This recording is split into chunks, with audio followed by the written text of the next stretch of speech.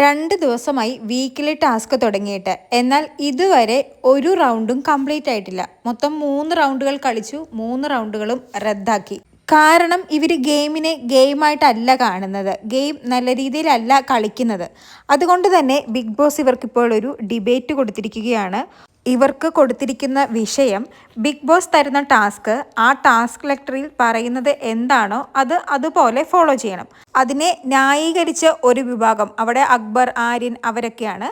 അതിനെ എതിർത്തുകൊണ്ട് മറുഭാഗം, അവിടെ നമ്മുടെ അഭിലാഷ്, ഷാനവാസ്, ലക്ഷ്മി, ആദിലയൊക്കെ അവർ.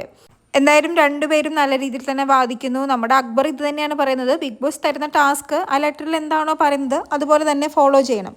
അപ്പോൾ ഓപ്പോസിറ്റുള്ളവർ അതിനെ എതിർത്തുകൊണ്ട് പറയുന്നത്, ബിഗ് ബോസ് ഒരു ടാസ്ക് ലെറ്റർ തന്നിട്ടുണ്ടെങ്കിൽ അത് വായിച്ച് അതിൽ നിന്നും ലൂപ്പ് പോയിന്റ് കണ്ടുപിടിക്കണം എല്ലാ ഇൻഡിവിജ്വലും, അതാണ് ചെയ്യേണ്ടതെന്നൊക്കെ ബിന്നി പറയുന്നു. അപ്പോൾ ആര്യം പറയുന്നത്, ബിഗ് ബോസിന് എതിരെ കളിക്കാനല്ല ഉദ്ദേശിക്കുന്നത്, ബിഗ് ബോസിൻ്റെ കൂടെ കളിക്കാനാണ്. അതുപോലെ തന്നെ നെവീൻ നമ്മുടെ അക്ബറിൻ്റെ ടീമിലാണ്. നെവീൻ പറയുന്നത്, ലൂപ്പ് ഹോള് പോലും കണ്ടുപിടിക്കാൻ നിങ്ങൾക്ക് ബുദ്ധിയില്ല, അപ്പോൾ ടാസ്ക് ലെറ്ററിൽ എന്താണ് എഴുതിയിരിക്കുന്നത് അതുപോലെ കളിക്കുകയാണ് വേണ്ടത്. അങ്ങനെ അങ്ങോട്ടും ഇങ്ങോട്ടും പല വാദങ്ങളും നടക്കുന്നു. അപ്പോഴാണ് ആദില ലൂപ്പ് ഹോളിനെ കുറിച്ച് പറഞ്ഞുകൊണ്ട് വരുന്നത്. ലൂപ്പ് ഹോൾ നോക്കാതെ മണ്ടത്തരം പറ്റിയ ചരിത്രം എനിക്കും നൂറയ്ക്കും ഉണ്ടെന്ന് ആദില പറയുന്നു. അതായത് ഫാമിലി വീക്കിൽ എല്ലാവരുടെയും ഫാമിലി വരണോ അല്ലെങ്കിൽ 750 പോയിന്റ് വേണോ എന്നൊരു ടാസ്ക് ഉണ്ടായിരുന്നല്ലോ.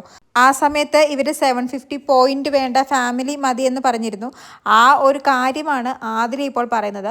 പക്ഷേ ആദിലയുടെ അടപ്പിച്ച് കളഞ്ഞിരിക്കുകയാണ് നൂറ പറയുന്നത്, ആ ടാസ്ക് ലെറ്റർ കൃത്യമായി വായിച്ച് മനസ്സിലാക്കാതെ പറ്റിയ അബദ്ധമാണത്, അല്ലാതെ ലൂപ്പ് ഹോൾ കണ്ടുപിടിക്കാത്തതൊന്നുമല്ല. തിരിച്ച് ആദില ടാസ്ക് ലെറ്റർ കൃത്യമായി വായിച്ചു എന്നൊക്കെ പറയുന്നുണ്ട്. എന്തായാലും ഇത് ഏഷ്യാനെറ്റ് ഇപ്പോൾ പുറത്തുവിട്ട പ്രോമോയാണ്.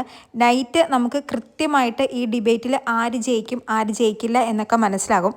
ഈ ഒരു ഡിബേറ്റ് വെച്ചതിലൂടെ ബിഗ് ബോസ് ഉദ്ദേശിക്കുന്നത് ഈ വീക്കിലി ടാസ്ക് ഇനിയെങ്കിലും നന്നായി കളിക്കണമെന്നാണ്.